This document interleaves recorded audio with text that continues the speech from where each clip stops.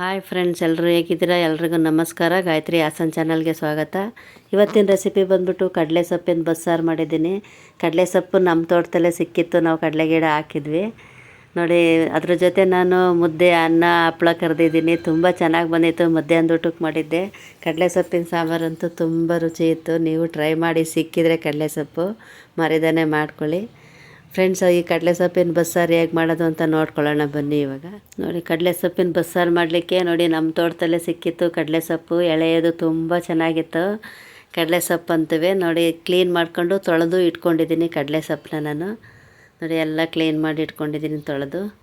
ನಾನಿವಾಗ ಇದನ್ನು ಕುಕ್ಕರಿಗೆ ಹಾಕ್ತಾಯಿದ್ದೀನಿ. ಒಂದು ಕುಕ್ಕರಿಗೆ ನಾನು ಕಡಲೆ ಸೊಪ್ಪು ಮತ್ತು ಅದ್ರ ಜೊತೆ ಒಂದು ಗ್ಲಾಸ್ ಬೇಳೆ ಹಾಕ್ತಾಯಿದ್ದೀನಿ ನೋಡಿ. ಒಂದು ಗ್ಲಾಸ್ ಬೇಳೆ ತೊಳೆದು ಇಟ್ಕೊಂಡಿದ್ದೆ, ಅದನ್ನು ಹಾಕ್ತಾಯಿದ್ದೀನಿ.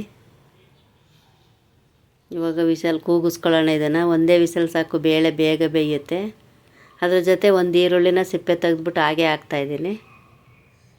ಇವಾಗ ಸ್ವಲ್ಪ ನೀರು ಹಾಕ್ಬಿಟ್ಟು ಸ್ವಲ್ಪ ಬೇಳೆ ಮುಳುಗೋ ಅಷ್ಟು ಹಾಕೋಣ. ಸೊಪ್ಪು ಸ್ವಲ್ಪನೇ ಇದೆ, ಅದಕ್ಕೆ ನಾನು ಸ್ವಲ್ಪನೇ ಸಾಂಬಾರು ಮಾಡ್ಕೊತೀನಿ. ಸ್ವಲ್ಪ ನೀರು ಹಾಕ್ಬಿಟ್ಟು ಉಪ್ಪು ಹಾಕ್ಬಿಟ್ಟು ಇವಾಗ ಕೂಗಿಸ್ಕೊಳ್ಳೋಣ. ಸ್ವಲ್ಪನೇ ಹಾಕಿ ಉಪ್ಪು ಬೇಳೆಗಾಗುವಷ್ಟು. ಇವಾಗ ನಾನು ಒಂದೇ ವಿಸಲ್ ಹಾಕಿಸ್ಕೊತೀನಿ, ಬೇಳೆ ಬೇಗ ಬೇಯುತ್ತೆ ನೋಡಿ. ಒಂದು ವಿಷಲ್ ಆಗಿತ್ತು. ನಾನು ಬೇಳೆ ಇವಾಗ ಸೊಪ್ಪು ತಣ್ಣಗಾಗಕ್ಕೆ ಇಟ್ಟಿದ್ದೀನಿ. ಅದ್ರ ಜೊತೆ ನಾನು ಒಂದು ಬೆಳ್ಳುಳ್ಳಿ ಹಾಕ್ತಾಯಿದ್ದೀನಿ ರುಬ್ಬೋದಕ್ಕೆ. ಇದು ಒಂದು 2 ಸ್ಪೂನು ತೆಂಗಿನಕಾಯಿ ತುರಿ ಹಾಕ್ಕೊಳ್ತಾಯಿದ್ದೀನಿ. ಒಂದು ಅರ್ಧ ಟೀ ಸ್ಪೂನು ಜೀರಿಗೆ ಹಾಕ್ಕೊಳ್ತಾಯಿದ್ದೀನಿ. ಇದಕ್ಕೆ 1 ಸ್ಪೂನು ನಾನು ಅಚ್ಕಾರ ಪುಡಿ ಹಾಕ್ಕೊಳ್ತಾಯಿದ್ದೀನಿ. ಅಚ್ಕಾರ ಪುಡಿ ಬೇಡ ಅಂದವರು ನೀವು ಹಸಿಮೆಣ್ಸಿನ್ಕಾಯಿ ಹಾಕ್ಕೊಳ್ಳಿ, ಗ್ರೀನ್ ಚಿಲ್ಲಿನ. ಇವಾಗ ಇದನ್ನು ರುಬ್ಕೊಳ್ಳೋಣ ನೋಡಿ. ಈ ಥರ ರುಬ್ಬಿದ್ದೀನಿ, ಈ ಥರ ಇದೆ. ಇವಾಗ ಒಗ್ಗರಣೆಗೆ ಮಾಡೋಣ. ಇವಾಗ ತುಂಬ ಚೆನ್ನಾಗಿತ್ತು ಫ್ರೆಂಡ್ಸ್, ನೀವು ಮಾಡ್ಕೊಳ್ಳಿ ಮರಿದಾನೆ ನೋಡಿ. ಒಂದು ಪಾತ್ರೆ ಇಟ್ಟಿದ್ದೀನಿ, ಎಣ್ಣೆ ಹಾಕಿದೆ ಒಂದು 2 ಸ್ಪೂನು. ಅದಕ್ಕೆ ಸಾಸಿವೆ ಹಾಕಿದ್ದೀನಿ. ನಾನು ಕೊಬ್ಬರಿ ಎಣ್ಣೆ ಯೂಸ್ ಮಾಡೋದು ಡೈಲಿ ಯೂಸಿಗೆಲ್ಲ ನೋಡಿ. ಒಂದು ಬೆಳ್ಳುಳ್ಳಿ ಸಿಪ್ಪೆ ತೆಗೆದು ಹಾಕಿದ್ದೀನಿ, ಕುಟ್ಬಿಟ್ಟು ಹಾಕಿದ್ದೀನಿ ಬೆಳ್ಳುಳ್ಳಿನ. ಸ್ವಲ್ಪ ಕರಿಬೇವು ಹಾಕ್ತಾಯಿದ್ದೀನಿ.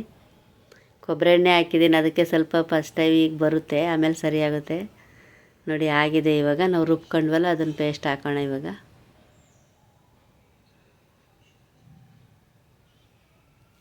ನೋಡಿ, ಕೊಬ್ಬರಿ ಎಣ್ಣೆ ಯೂಸ್ ಮಾಡಿ ನೀವು, ಆರೋಗ್ಯಕ್ಕೂ ಒಳ್ಳೆಯದು, ತುಂಬ ಚೆನ್ನಾಗಿರುತ್ತೆ. ಟೇಸ್ಟ್ ಗೊತ್ತೇ ಆಗೋಲ್ಲ ನಾವು ಕೊಬ್ಬರಿ ಎಣ್ಣೆಲಿ ಮಾಡಿದ್ದೀವಿ ಅಂತ ನೋಡಿ. ಆಗಿದೆ. ಇವಾಗ ಬೇಳೆ ಬೇಯಿಸ್ಕೊಂಡ್ವಲ್ಲ, ಅದನ್ನು ರಸ ಹಾಕೋಣ ಇವಾಗ. ನೀವು ಗಟ್ಟಿ ಹೇಗೆ ಬೇಕು, ಎಷ್ಟು ಬೇಕೋ ಅಷ್ಟು ಹಾಕ್ಕೊಳ್ಳಿ ನೀರು. ನಿಮ್ಮ ಅಳತೆಗೆ ತಕ್ಕಷ್ಟು ಹಾಕ್ಕೊಳ್ಳಿ ನೀರು, ಲಿಕ್ವಿಡ್ ಎಷ್ಟು ಬೇಕು ಅಂತ. ಫ್ರೆಂಡ್ಸ್, ಯಾರಾದರೂ ಹೊಸ್ದಾಗಿ ನೋಡ್ತಾಯಿದ್ರೆ ನಮ್ಮ ಚಾನಲ್ ಸಬ್ಸ್ಕ್ರೈಬ್ ಮಾಡಿ, ಶೇರ್ ಮಾಡಿ, ಲೈಕ್ ಮಾಡಿ ಫ್ರೆಂಡ್ಸ್, ಫ್ಯಾಮಿಲಿ ಫ್ರೆಂಡ್ಸಿಗೆಲ್ಲ. ಇವಾಗ ರುಚಿಗೆ ತಕ್ಕಷ್ಟು ಉಪ್ಪು ಹಾಕ್ತಾಯಿದ್ದೀನಿ. ಇದನ್ನು ಇವಾಗ ಒಂದು 5 ನಿಮಿಷ ಕುದಿಯೋಕ್ಕೆ ಬಿಟ್ಬಿಡೋಣ. ಇವಾಗ ಒಗ್ಗರಣೆಗೆ ಬರೀ ಬೆಳ್ಳುಳ್ಳಿ ಅಷ್ಟೇ ಹಾಕೊಳ್ಳಿ, ಈರುಳ್ಳಿ ರುಬ್ಬಿರ್ತೀವಿ, ಒಂದು ಸಾಕಾಗುತ್ತೆ. ಹೊಸ್ದಾಗಿ ಕಲಿಯೋರ್ಗಂತೂ ಈಸಿ ಆಗುತ್ತೆ ನೋಡಿ. ನಮ್ಮ ಚಾನಲ್ನ ಹೊಸ್ದಾಗಿ ನೋಡೋರು ನಮ್ಮ ಚಾನಲ್ ಸಬ್ಸ್ಕ್ರೈಬ್ ಮಾಡ್ಕೊಂಡು ನೋಡಿ. ಅದಕ್ಕೆ ಒಂದು ಕಾಫಿ ಕುಡಿಯೋ ಗ್ಲಾಸಲ್ಲಿ ಒಂದು ಗ್ಲಾಸ್ ಹಾಲು ಹಾಕ್ತಾಯಿದ್ದೀನಿ, ಗಟ್ಟಿ ಹಾಲು. ಹಾಲು ಹಾಕ್ಕೊಳ್ಳಿ, ತುಂಬ ರುಚಿ ಇರುತ್ತೆ ಸೊಪ್ಪಿನ ಸಾಂಬಾರು ನೋಡಿ. ಇವಾಗ ಸರ್ವ್ ಮಾಡ್ಕೊಳ್ತೀನಿ. ಇವಾಗ ಒಂದು ಬೌಲಿಗೆ ಒಂದು 5 ನಿಮಿಷ ಕುದ್ರೆ ಸಾಕು, ಚೆನ್ನಾಗಿರುತ್ತೆ ನೋಡಿ. ರೆಡಿ ಆಗಿದೆ ಇದು. ಇವಾಗ